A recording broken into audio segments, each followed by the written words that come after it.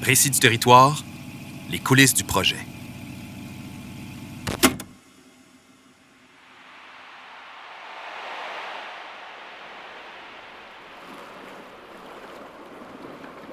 Face au changement climatique, le projet pilote Récit du territoire visait à créer des espaces de dialogue participatif et constructif avec la population.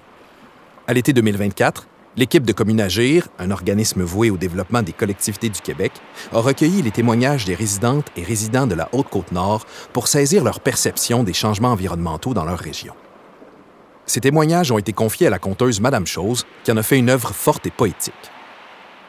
Les présentations de l'œuvre étaient suivies de moments de dialogue avec les personnes du public pour partager des expériences, confronter des points de vue et créer des alliances pour agir face aux défis climatiques. Dans ce balado, vous découvrirez tout le processus de travail, du déclencheur du projet, en passant par ce qui a été mis en place pour le réaliser, jusqu'aux apprentissages tirés de l'expérience. Bonne écoute!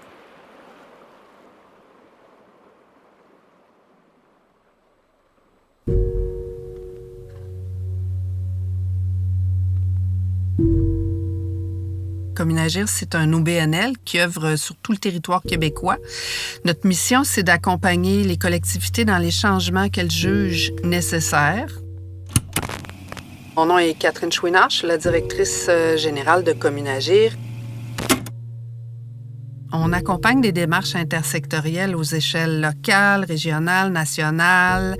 Ça peut être dans le domaine social, environnemental, en éducation. Donc, on fait de l'accompagnement sur le terrain. On fait beaucoup de mobilisation de connaissances aussi. Et aussi, on coordonne des projets partenariaux qui visent à mettre en place des conditions favorables au développement collectif. Et, par exemple, ce projet-là dont il est question, bien, ça fait partie de cette stratégie-là pour Communagir.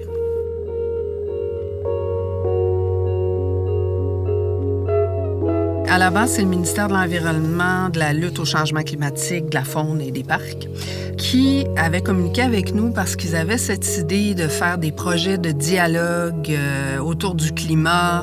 Ils s'adressaient à des organisations qui faisaient de la mobilisation citoyenne pour un peu voir par quel chemin ils pouvaient passer. Alors, on avait d'abord répondu à cette demande-là du ministère et puis on avait dit, bien, écoutez, si jamais ça se concrétise, pensez à nous.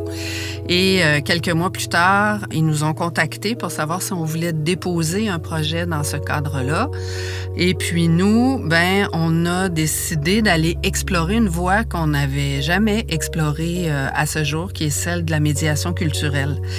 Parce qu'on se disait, si on veut qu'il y ait des dialogues avec la population, bien certainement, on ne souhaite pas y aller dans une perspective de on va les éduquer ou on va aller voir s'ils connaissent les faits, s'ils connaissent l'impact réel, s'ils connaissent des choses qu'ils pourraient faire pour changer les choses. On s'est dit, les gens, sur leur territoire, à leur niveau, ils sont très certainement capables d'observer des changements climatiques et c'est ça qu'on va aller leur demander.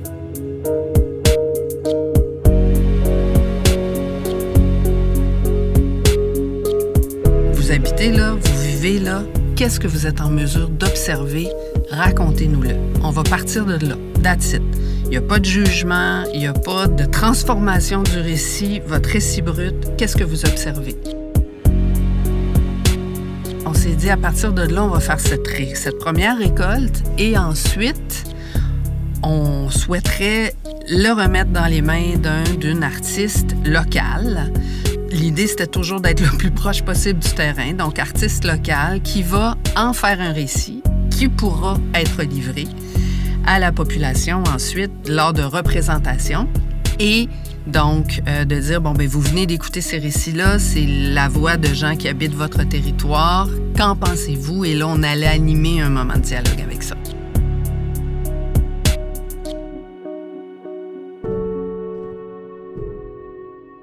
Il y avait cette idée de faire autrement. Nadia Cardin, conseillère associée à Communagir, puis j'ai eu la chance de coordonner le déploiement du projet Dialogue climatique, Récit du territoire. Je pense qu'il y a un petit noyau à Communagir qui a été bien emballé par cette idée de faire autrement, puis d'essayer d'imaginer de nouveaux chemins pour sortir du, j'ai envie de dire, classique sensibilisation ou On essaie de convaincre les gens que la transition, c'est important. Il faut continuer de le faire. Ça fait des années qu'on le fait, mais des fois, on peut se questionner sur l'impact réel de ces approches-là. Fait que bref, l'équipe de Communagir est un petit noyau qui est parti un peu avec cette idée-là, qui a brainstormé. Et ils ont été beaucoup inspirés par une documentariste avec Devenir chez nous qui a réfléchi à cette approche-là on invite les gens à se raconter puis à expliquer qu'est-ce qu'ils vivent chez eux, qu'est-ce qu'ils observent. Fait qu'on plonge dans le vécu de la personne. Puis cette approche-là a beaucoup inspiré cette idée qu'au cœur de ce projet Dialogue climatique Récit du territoire, on pourrait partir de cette parole citoyenne-là, de ces observations citoyennes-là, de leur milieu, des transformations qu'ils voient en lien avec les changements climatiques. Fait que c'est vraiment parti de cette idée-là. Et l'idée d'Iphigénie là-dedans est venue à ce moment-là. Mais elle avait fait une démarche qui entrait chez les gens et qui leur faisait parler de leur intimité un peu, d'une certaine façon, mais sans jugement et sans intention autre qu'ils se livrent. Donc, on s'est dit, la belle influence. Et c'est là qu'on a appelé Iphigénie et qu'on lui a dit qu'on voudrait adapter son approche, mais à travers des récits, à travers le conte. Et là, elle a trouvé ça formidable, donc elle est embarquée avec nous dans le projet. Comme elle habite la Nodière, elle a même contribué à la cueillette de récits dans la Nodière, dans sa région. J'ai travaillé de façon très proche avec Amy McGowan-Green, qui était à ce moment-là intervenante au Centre de femmes avec des ailes à Saint-Gabriel-de-Brandon.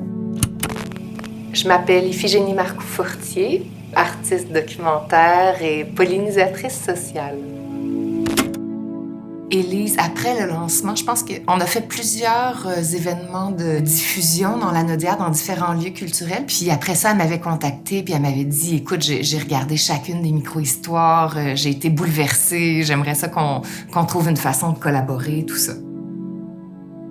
On a eu une première rencontre un peu pour que je leur parle un peu plus de la démarche de Devenir chez nous. Et puis ensuite, moi, j'ai été recontactée au moment où ils ont eu le feu vert. Et puis là, on a pu s'asseoir puis voir un peu comme le projet allait être déployé dans 2 régions. Il y a eu une très grande ouverture là, pour qu'on s'est assis ensemble puis on a essayé de voir comment on pouvait un peu utiliser cette méthodologie-là de Devenir chez nous que j'avais développée dans le cadre du projet des dialogues climatiques. Rapidement, quand on a écrit le projet puis réfléchi au projet, mais c'était comment on fait vraiment, réellement autrement. Puis c'est en s'inspirant de l'écoute active, de quasiment, j'ai envie de dire, de la psychosociologie, puis de, tu sais, comment... quand on écoute quelqu'un se raconter, on n'est pas dans le jugement, on laisse la personne aller, fait qu'on n'est pas après à induire si ce qu'elle dit c'est bon ou si c'est pas bon, puis on n'est pas après à enligner qu'est-ce qu'elle dit, on laisse émerger. Fait que, bref, on a fait un peu de recherche là, puis de littérature par rapport à tout ça. Puis on a aussi travaillé à partir des 10 capacités critiques du projet Corps des Caps à Communagir, qui est un projet qui s'est déployé dans les dernières années, qui nous a beaucoup inspiré pour ce projet-ci. Dans ces capacités critiques-là, on a par exemple d'être justement capable d'écouter, de comprendre les choses en écosystémie, de comprendre l'interrelation. C'est comme des clés, c'est des capacités que si on active chez les personnes, notre hypothèse dans ce projet-là était de se dire, on aide ces personnes à mieux comprendre les changements climatiques, puis comment se mettre en action, puis ce qu'on peut faire si on travaille l'activation de ces capacités critiques-là.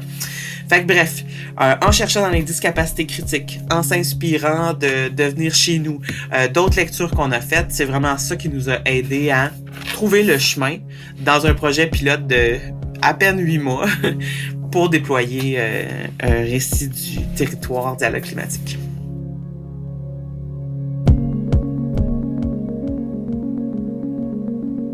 On s'est dit, allons dans des endroits où on a des personnes pivots, des personnes relais, qui étaient des gens du territoire qui ont la confiance de ces populations-là.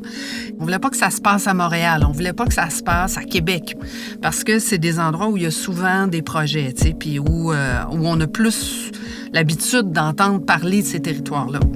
Fait que on s'est dit, bon ben, on va tenter le coup vers la Côte-Nord parce qu'on connaissait déjà Jude Brousseau. C'est un collaborateur de Communagir depuis longtemps et c'est quelqu'un qui est bien connu en Haute-Côte-Nord. Puis aussi, ce qu'on trouvait intéressant, c'est que la Haute-Côte-Nord, ben, il y avait le fleuve, il y avait donc la pêche, il y avait le tourisme, il y avait les forêts. Donc, ça offrait plusieurs portes d'entrée vers des récits qui seraient intéressants autour des changements climatiques. Et ensuite, on est allé vers quelque chose d'encore plus direct. Notre collègue Martin Jubainville est un fier Lanaudois depuis sa naissance et sur je ne sais pas combien de générations, mais je pense qu'il y en a quelques-unes. Il connaît beaucoup de monde dans sa région. Donc, on a dit, bien, Martin, veux-tu être notre personne pivot?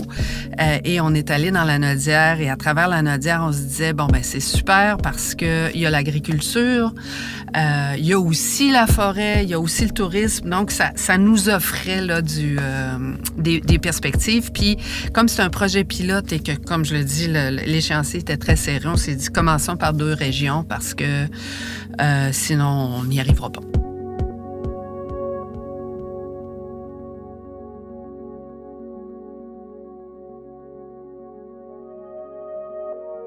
Mais la plus grande étape du projet, c'était celle d'aller à la rencontre des citoyens, d'aller sur le terrain, chez ces personnes-là, pour les entendre. Fait qu'on a fait des entrevues dans chacune des communautés. Fait que dans notre étape de débroussaillage, là, si on peut l'appeler comme ça, notre phase 1, ben, il fallait que les comités citoyens puis les personnes relais identifiaient c'était qui ces citoyens-là. Puis on se rappelle nos cibles, nous, il était vraiment d'élargir les publics, d'aller rencontrer des gens qui se sentent peu ou pas concernés par les changements climatiques, pour qu'ils ne sont pas intéressés, mais des fois, ils se sentent que ça peut être un peu plus loin que d'eux. C'est un peu les publics qu'on visait dans ce projet-là.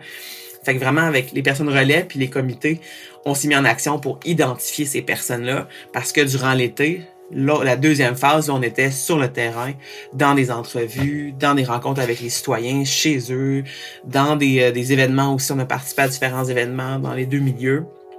Fait que ça, c'était vraiment notre première, notre deuxième phase du projet.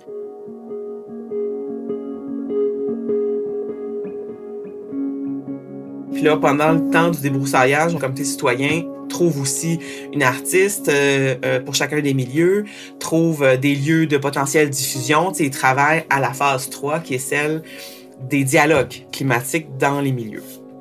Dialogue qui, ce qu'on souhaitait faire, c'est qu'un artiste local s'imprègne des récits citoyens qu'on a captés en enregistrement audio pendant les entrevues. L'artiste s'imprègne de ça, plonge dans les récits citoyens, puis nous propose une œuvre qui reflète ce qui a été nommé dans les différentes entrevues.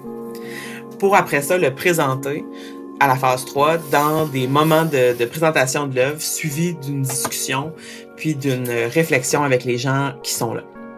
Ça, c'était comme l'autre grosse phase du projet, c'était le moment des dialogues collectifs, si on peut le dire comme ça.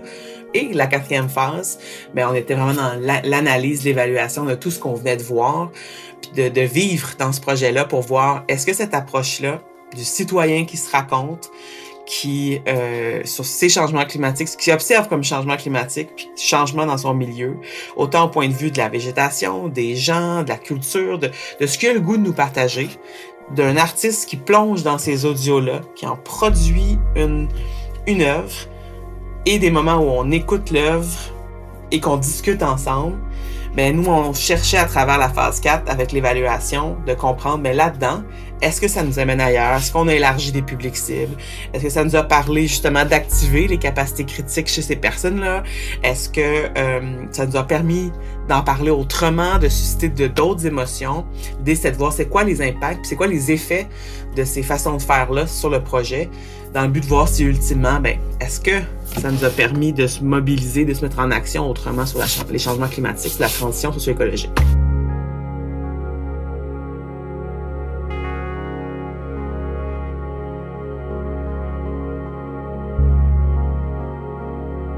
Mon rôle visait à essayer de mettre en place des conditions qui vont favoriser la réalisation comme telle du projet. Alors, je suis Jude Brousseau, agent de développement chez Loisirs et Sports Côte-Nord. Parmi ces conditions-là, c'était de s'assurer qu'on ait une bonne compréhension du territoire, une bonne compréhension également du projet C'est passé ça par la mise en place d'un petit comité de travail qui m'aidait aussi à assurer le lien avec les intervenants dans le milieu. Parmi les gens qu'on a rencontrés, que Nadia a rencontrés, il y avait des gens qui s'intéressaient au développement économique, à l'agriculture. On a rencontré des plongeurs qui vont souvent dans le merveilleux site aux Escoumins. On a rencontré également des gens de la foresterie. On a rencontré des cueilleurs, un cueilleur de champignons. Bref, parmi ces gens-là, avec qui Nadia a discuté, puis que j'ai pu entendre les propos, les gens se sont exprimés vraiment avec un intérêt et je pense qu'on peut le dire de façon commune.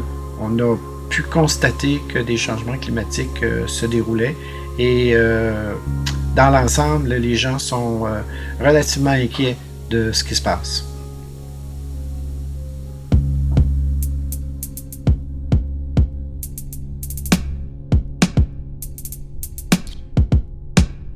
Mon implication dans le projet, c'est toute l'écriture. En fait, c'est toute l'écoute des témoignages. Ensuite, c'est toute l'écriture inspirée de ces témoignages-là pour créer un spectacle. Et c'est toute la mise en bouche, la mise en scène. Beaucoup de recherches là-dedans parce qu'il a fallu vraiment que je m'informe autour de ce sujet-là puis des problématiques sur la Côte-Nord en particulier. Je suis Dany Chartrand, on m'appelle aussi Madame Chose. Je suis une raconteuse d'histoires. La première chose qui m'a vraiment saisie, c'est les gens, comment ils parlaient de leur territoire, tout l'amour qu'il y avait pour ce territoire-là, le sentiment d'appartenance, c'était déjà poétique dans les témoignages. Tu sais, tout était là. C'est là que j'ai trouvé qu'est-ce que j'étais pour faire. Parce que juste à les écouter, je me dis, ça, c'est le cœur de l'affaire, tu sais. Ça m'a fait réfléchir, puis c'est sûr qu'après ça, tu n'agis plus de la même façon, tu sais. T'as comme... t'as une conscience, une prise de conscience aussi beaucoup plus grande. J'en avais déjà une, mais c'est beaucoup plus grande. Ça m'a aussi permis de m'ancrer plus profondément sur la Côte-Nord, parce que je venais d'arriver depuis 2 ans. Fait que c'est le fait d'avoir été choisi, puis le fait d'avoir travaillé sur un projet important comme ça, qui concernait la Côte-Nord, qui impliquait plein de gens de la Côte-Nord, qui abordait des sujets qui étaient particuliers à la Côte-Nord. C'est sûr que ça m'a ancré encore plus dans cette région-là. Puis mon sentiment d'appartenance a grandi, là, tu sais, c'est... Une chose qui m'a étonnée aussi, c'est la réponse des gens. En fait, ceux qui sont venus voir le spectacle, à Tadoussac, entre autres, là, l'écoute, c'était incroyable. Moi, j'avais jamais vécu ça. Pourtant, j'en ai fait des trucs en public, là. J'avais jamais vécu ça, une écoute comme ça, là. T'aurais pu... on était dans un bar, il y avait de la bière et tout, puis t'aurais pu entendre une mouche voler, là. Ouais, fait que ça, c'est les choses qui m'ont le plus étonnée.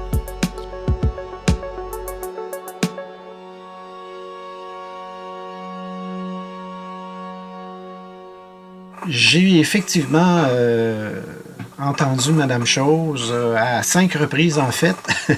J'étais là lorsqu'elle a fait la Générale à Forestville. J'étais là également à la première de sa prestation à Forestville. J'étais là aussi à Tadoussac. J'étais là aussi à Sacré-Cœur. Faut dire que le coup de cœur des 3 rendez-vous a été celui de Tadoussac. Nadia et moi, on était persuadés que c'était la façon dont ça s'est fait, la façon dont le rendez-vous s'est réalisé. C'était vraiment dans la vision de départ, c'est-à-dire faciliter un échange entre différentes personnes dans le cadre d'un événement qui se tient dans un café, autour d'une bière, dans des conditions d'échange, de discussion et d'accueil des propos de Madame Chose. Maintenant, franchement, Madame Chose m'a ravi, m'a flabbergasté, comme on dit. Ses propos ont rendu, à mon avis, très tangible l'inquiétude des gens et elle a su amener une légèreté quant aux propos qui ont été tenus, tout en donnant une émotion et une couleur propre à la Côte-Nord. Nous-mêmes, ça nous a amené à vivre un paquet d'émotions. J'ai pleuré pendant que j'animais sa Côte-Nord parce que c'était trop beau ce qui se passait. Les gens nous reflétaient. Hey, j'avais jamais entendu parler de ma communauté de cette façon-là. Je suis née ici, j'ai 70 ans. Puis wow, on parlait pas de notre milieu comme ça il y a 30 ans. Puis là, je sens l'amour du territoire. Puis ça a été un moteur extrêmement puissant pour dire aux gens, hey, maintenant, il faut qu'on fasse quelque chose, il faut qu'on se mobilise, on peut pas laisser ça aller, c'est ben trop, important. Fait que je suis une travailleuse dans ce projet-là, mais je suis une citoyenne au Québec, puis que les enjeux, puis ce qu'on parle, ben, ça me touche tout autant que les personnes qui le racontent. Ça donnait un autre sens aussi, puis une autre valeur à cette démarche-là, d'être dans le senti, puis avec l'artiste qui a fait un travail extraordinaire aussi, 2 artistes, là, de ramasser tout ce que les citoyens ont dit puis d'en créer des œuvres qui ont été très porteuses de sens dans les milieux.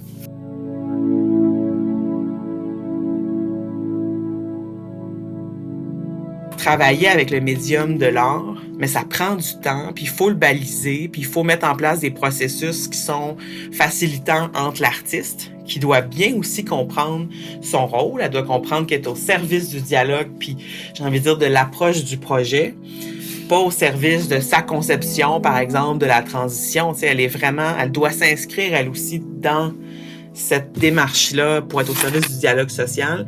On a été comme chanceux, nous, dans les deux territoires qu'on a fait le projet. Les artistes ont pu dégager du temps rapidement, même si notre agenda était super serré. Mais créer quelque chose, c'est dur. C'est pas une saucisse là, qu'on fait, tu sais. Fait que ça se produit pas du jour au lendemain. Il faut du temps puis de l'espace pour que ça l'émerge. Fait que plus on permet de temps, puis qu'on permet d'aller-retour, je pense, entre le comité citoyen, entre même ceux qui ont livré des audios, des récits, mais on se disait dans les apprentissages pour des projets futurs, ça pourrait être intéressant que ces gens-là soient mis à contribution dans la création de l'œuvre, qu'on crée un groupe de discussion. Bref, plus qu'il y aura d'aller-retour, puis j'ai envie de dire, d'amour mis à cette étape-là, bien, plus ça va donner encore plus de sens au projet.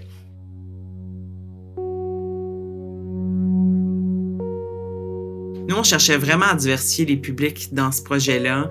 Puis l'approche qu'on a utilisée de partir des réseaux des personnes qui s'impliquent dans le projet, parce qu'il y a des comités citoyens qui, eux, essayaient de réfléchir à qui on veut rejoindre, qui on implique. Puis c'est souvent eux qui faisaient le lien de contact avec ces personnes-là, qui faisaient le contact avec d'autres personnes. Fait que de passer à travers les réseaux de gens influents sur le territoire, et surtout de réseaux de gens influents, mais aussi vus quand même comme neutres, tu sais, comme des personnes qui sont ni spécifiquement des écologistes ou des économistes. Je ne vais pas opposer écologistes et économistes, mais on comprend l'idée d'avoir des personnes qui ont des larges réseaux puis qui ont des liens de confiance avec ces personnes-là. Mais ça l'a permis d'aller chercher des gens qu'on n'aurait peut-être pas été chercher autrement. Est-ce que ça nous a amené à aller ailleurs, à élargir la discussion? Je sais pas si le mot « ailleurs » est le plus approprié, mais ce qui est sûr qu'un apprentissage qu'on fait, c'est que ça nous a amené à en parler autrement ou à changer l'intensité, j'ai envie de dire comme ça, de cette discussion-là qui, si on reprend le cas de la Côte-Nord, dans des sujets polarisants, vécus sur le territoire, d'un côté ceux qui la coupent à bois, de l'autre côté ceux qui veulent protéger le caribou, c'est tendu, beaucoup de tensions.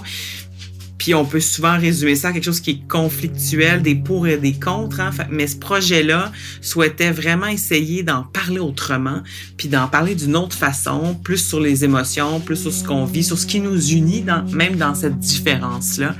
C'est une démarche, c'est un processus au service d'un dialogue social. Fait qu'on a envie de le faire pour la transition écologique, qu'on a envie de le faire pour un sujet comme le logement.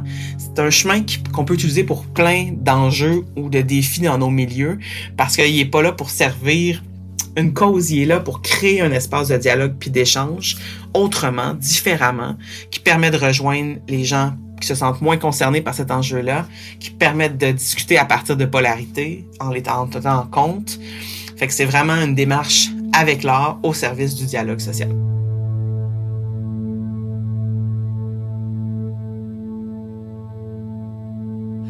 que ça nous a apporté chez Communagir, ensemble, ça a été une première incursion dans la médiation culturelle. Ça faisait un moment qu'on se posait la question sur... Tu sais, nous, on travaille en développement collectif.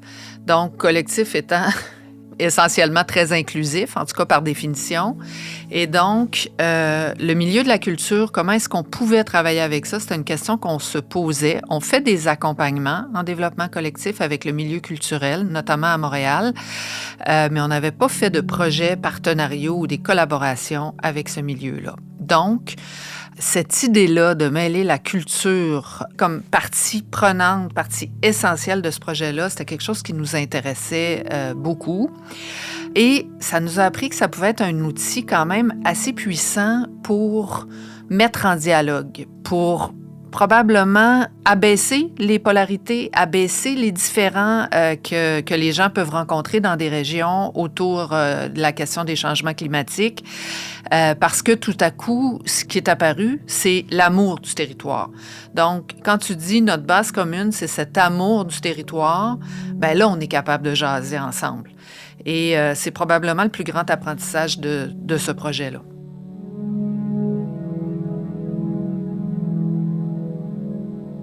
Ce projet-là, c'était véritablement un projet pilote. Donc, on n'avait pas fait d'incursion dans la médiation culturelle. On n'était pas certain que ça marcherait. On avait un très bon doute. On était très enthousiaste devant ça. Mais est-ce que ça allait fonctionner? C'est ce qu'on allait découvrir en faisant nos 2 terrains là, qu'on a fait l'été dernier.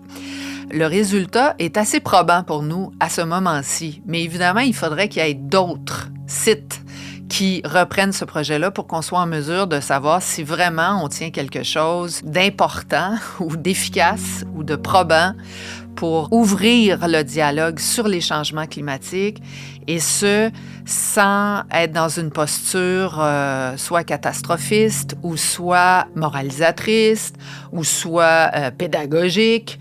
Donc, ce qu'on a réussi à faire, c'est de parler des changements climatiques à partir de ce que les gens observent. Et ça, il n'y a pas de jugement là-dedans. Donc, si j'ai une fierté, c'est vraiment celle-là.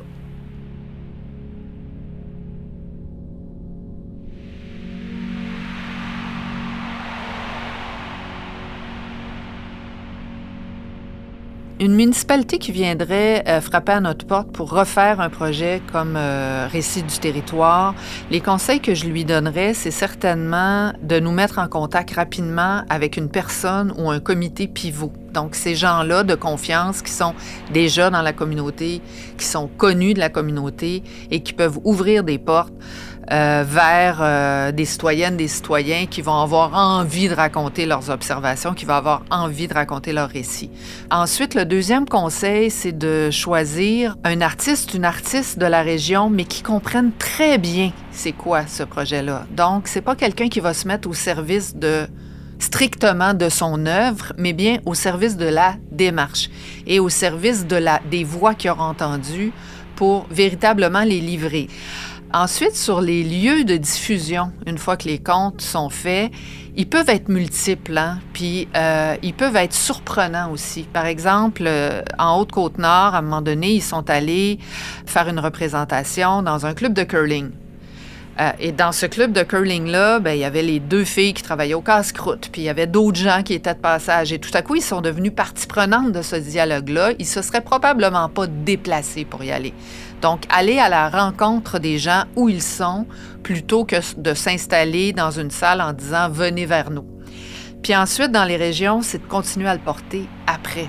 La question « qu'est-ce qu'on fait avec ça après ?» est vraiment importante. Donc, ça ne s'arrête pas après le dialogue. C'est de dire « OK, d'accord, on a dit ça, on s'est dit ça, on reconnaît ça ensemble, qu'est-ce qu'on fait avec ça ensuite? » Et ça, c'est une réflexion qui est collective, puis c'est probablement une action qui va devenir collective aussi.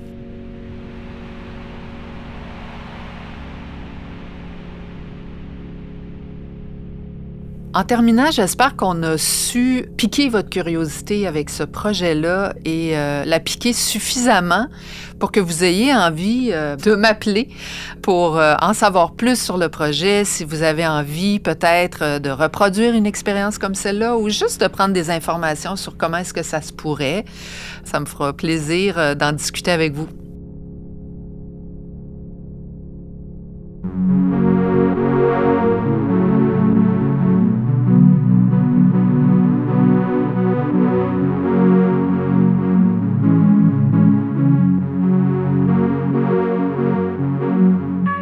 Pour découvrir la création issue de ce processus, allez écouter l'épisode « Récit du territoire, la voix des gens qui l'habitent ». Si vous êtes intéressé à réaliser un projet similaire sur votre territoire, n'hésitez pas à contacter Communagir à info@communagir.org. Un grand merci à tous celles et ceux qui ont livré leur récit et participé de près ou de loin à la création de ce projet ou qui ont assisté aux représentations. Un merci particulier à Évelyne Ménard, notre conteuse dans l'Anaudière. Récit du territoire, les coulisses du projet. Une production récréation pour Communagir. Voix de narration, Jean-Michel Giroir. Témoignages, Iphigénie Marcoux-Fortier, Catherine Chouinard, Nadia Cardin, Jude Brosseau et Dany Chartrand. Composition de la musique thème, Fred Lemaire et Henri-Émile Bégin. Réalisation, conception sonore et composition de musique additionnelle, François Larivière.